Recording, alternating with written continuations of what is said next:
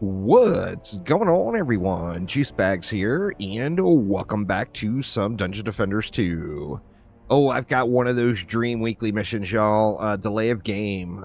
Torment and disable the enemies of Etheria. Get 20,000 little bits of stun and knock up.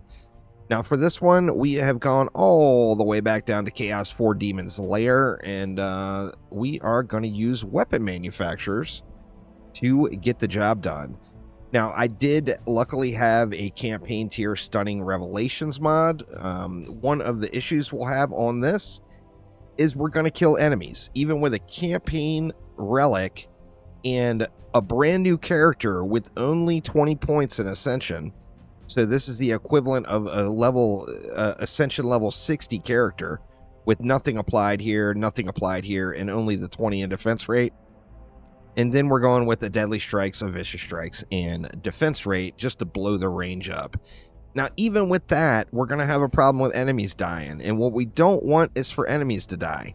We want enemies to be getting stunned the entire time. So we're just going to go with one weapon manufacturer node on each lane, something like this.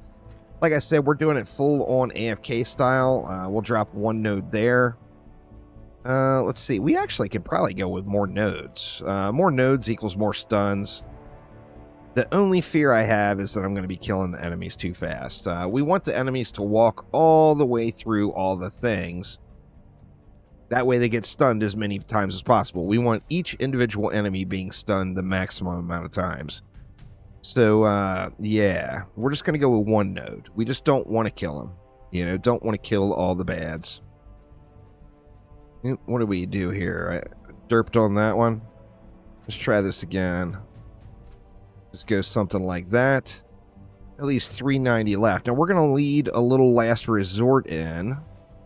So let's throw down just a flame aura in each lane. And then with that in mind, we still got a ton of DU left. So we might as well add in... Well, let's make sure we don't have any flyer issues. So we'll give it a Skyguard Tower. And then let's go with a wall that stuns. How about the lovely, lovely Mystic? We'll just borrow, we'll borrow what? I think we can borrow our Squire setup, right?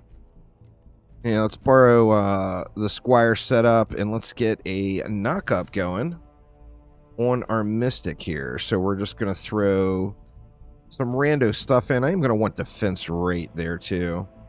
Why don't we go with just a defense rate shard, and then that will allow me to get some Viper's Fangs down. And then we're getting stun in our last resort as well. So anything that does make it all the way through is going to get stunned. Now, the object here, of course, the name of the game is Go Make a Sandwich. So we're looking for that AFK experience here. Now, you see, I've already, just from natural play, I've gotten about 3,000 stuns here. So it's not a full, true comparison of the very beginning. But let's let it fly and see how fast these rip off. You see the stuns are popping off. They're not going at an alarming pace. Now remember, as many different stuns as possible would be best. Because, you know, each stun is going to apply. Even though the diminishing returns stack up, the enemy's still going to get stunned. Just the time that they're going to be stunned is going to decrease. So with that in mind, the more stuns, the merrier. You can do everything. I mean, the sky's the limit. You can throw a bunch of Earth Shatter Towers back here. You can do anything. Anything that stuns or knocks up enemies.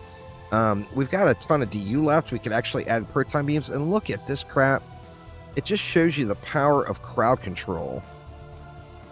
The enemies are still dying. Campaign relic, no ascension, and all the enemies are still dying off. I wish there was a range gambit we could actually go into on the weapon man to make it hit for a little less. It just shows you the power of crowd control and, you know, how incredibly game breaking it can be, really in any game that you play. Dungeon Defender is no difference, and that is why, you know, I mean, crowd control trivializes onslaught mode. It trivializes everything up to really probably Chaos 8 or Chaos 9 even. And then after that is when crowd control starts to get countered a little bit. But definitely crazy that a campaign relic with no ascension can kill these enemies. We are on Chaos 4. Well, that's my pet killing them. Let me not have my pet standing right there. Where are we at now anyway? We're at 3,800, so they're ticking up. It's not exactly screaming. Let's just let it run here. Full AFK mode. We will have to keep an eye out, just look at the screen every now and then and see if there's a siege roller beating on the wall. If there's not any siege rollers beating on the wall, then it's going to be GG's. We can just kind of sit here and chill and let it fly. But this is definitely not going to be the fastest route, looking at how fast the ticker is going up. But it should definitely be effective. I mean, I think it'll be a 10-minute, 15-minute AFK, probably, to completely knock out this weekly mission. Let's test it out. Of course, we had the head start here already, but let's test it out and see what it takes for us to finish this one out. All right, and we are winding it all down. It's taken a little over, I think it works out to about 20 minutes, 25 minutes total to do this start from 0 stuns. Now, as you see, I did advance it to wave 3 to get the maximum amount of enemies, and we're getting just under 1,000 stuns per minute, which is definitely not record-breaking by any means, but it does mean that, you know, within like 30 minutes, even just fully AFK. Now, I mentioned the siege roller, but remember, it's just one. So once you get your one siege roller kill, another siege roller is not going to spawn, as there's no mini bosses in Chaos 4. So you don't have to worry about that once you get the one siege roller down. Oh, there we go. It actually looks like it just completed. Everything went ham on me. So yeah, that must have been it. So yeah, not too bad. Now, you know, obviously not everyone is going to have that mod laying around or that setup. If you're a brand new player to the game and you don't have any more heroes unlocked, remember, you've got just like the geyser trap with some natural innate knock-up, which is also a stun. Additionally, you've got the combination of like the geyser trap plus additionally using the like a lightning strike aura. That's single target, so it's not going to be super effective, but you can get an electrocute combo, which is also a stun. You got petrify, everyone's go-to for the most part, with the poison and earth damage. So a poison dart tower and an earth shatter tower. Not going to be as fast to get it done, but it's still going to get it done pretty much fully AFK without any issue. Now, if you're not, if you don't care about AFK and you just want to continue your progression, then just play, y'all. Just play and use stuns. A lot of people end up trying to do this all with their hero. You know, I mean, obviously, we all choose our own experience. So if that's what you want to do, by all means to do it, but it's just not super efficient.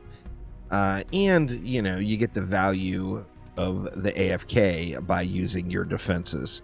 So no wrong answers there, though. You can just spam geyser traps down lanes, poison dart towers, earth shatter towers. You know, you can use stun on your weapon, and, you know, lots and lots of options to get this one done. But definitely, I love seeing that weekly pop-up, y'all, when it comes. That is for darn sure. But that will do it for now. Thanks an absolute ton for watching, and I will see ya next time around. Take it easy.